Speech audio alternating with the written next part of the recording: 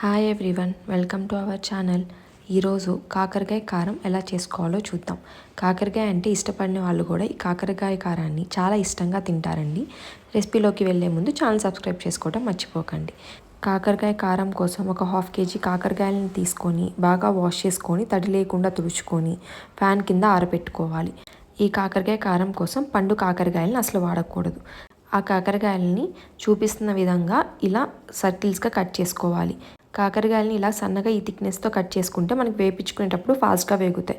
ఇప్పుడు ఇందులోకి ఒక 1/2 teaspoon దాకా పసుపు, 1 టేబుల్ స్పూన్ కల్లుప్పు వేసుకొని కాకరకాయల్లోకి ఈ పసుపు ఉప్పు బాగా పట్టేలాగా బాగా మిక్స్ చేసుకొని ఈ కాకరకాయలని అట్లీస్ట్ 1 hour దాకన్నా పక్కన ఉంచుకోవాలి. కాకరకాయల్లో నుంచి నీరు అనేది ఎక్స్ట్రాక్ట్ అవుతుంది. ఈ కాకరకాయలని 1 hour దాకా అలానే పక్కన ఉంచుదాం. ఈలోపు మనం కారాన్ని ప్రిపేర్ చేసుకుందాం. కారం కోసం మనం 2 tablespoons దాకా నువ్వులు, 2 tablespoons పుట్నాల పప్పు, 2 tablespoons వేయించిన పల్లీలని వేయించి తీసుకోండి. పచ్చి పల్లీలని వాడద్దు. 1 tablespoon ఎండు కొబ్బరి. ఈ కొబ్బరిని చిన్న చిన్న ముక్కలుగా కట్ చేసి తీసుకోండి, లేకపోతే మిక్సీ పడదు. 1 వెల్లుల్లి, 2 రెబ్బల కరివేపాకు, 4 tablespoonల కారం, అలానే 1 tablespoon దాకా కల్లుప్పు. మనం ఆల్రెడీ ఉప్పు వేసుకున్నాం కాబట్టి ఇక్కడ కొంచెమే ఉప్పు వేసుకుంటున్నానండి. కారం చేసిన తర్వాత ఉప్పు సరిపోకపోతే ఉప్పుని యాడ్ చేసుకుందాం. ఇప్పుడు వీటన్నిటిని మిక్సీ గ్రైండర్లోకి తీసుకొని మిక్సీ పట్టుకోవాలి. ముందుగా నువ్వులు, వేయించిన శనగపప్పు, అలానే పల్లీలు వేసుకొని మిక్సీ పట్టుకోవాలి. కొబ్బరి స్టార్టింగ్లోనే వేసేస్తే కొబ్బరిలో నుంచి ఆయిల్ వస్తుంది కదండి, దానివల్ల నువ్వులు అనేవి సరిగ్గా మిక్సీ పడవు. ఇలా ఫైన్గా మిక్సీ పట్టుకున్న తర్వాత ఇందులోకి కల్లుప్పు, 4 tablespoon దాకా కారము, అలానే చిన్నుల్లిపాయలని రెబ్బలు వలిచి వేయండి. పైన పొట్టు తీయవసరం లేదు, అలానే రెబ్బలుగా వేసుకోండి.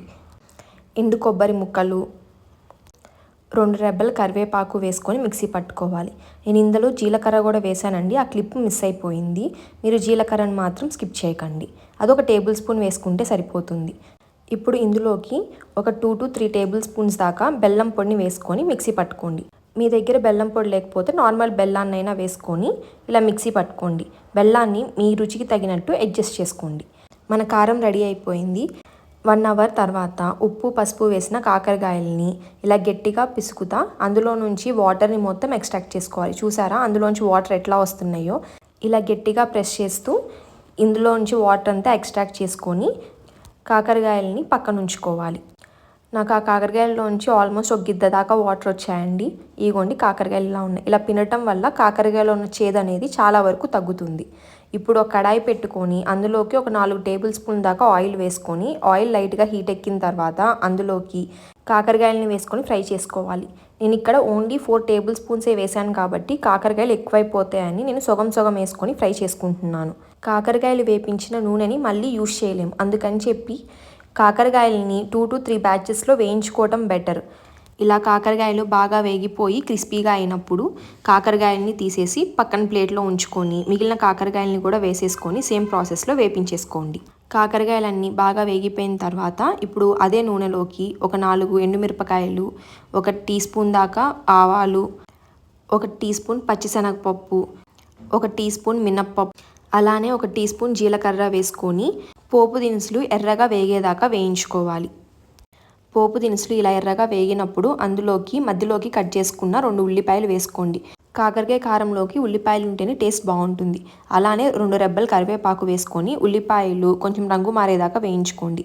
ఇలాగా రంగు మారిన తర్వాత అందులోకి మనం ముందుగా ఫ్రై చేసి పెట్టుకున్న కాకరకాయలని వేసుకొని కాకరకాయలని బాగా మిక్స్ చేసుకోండి.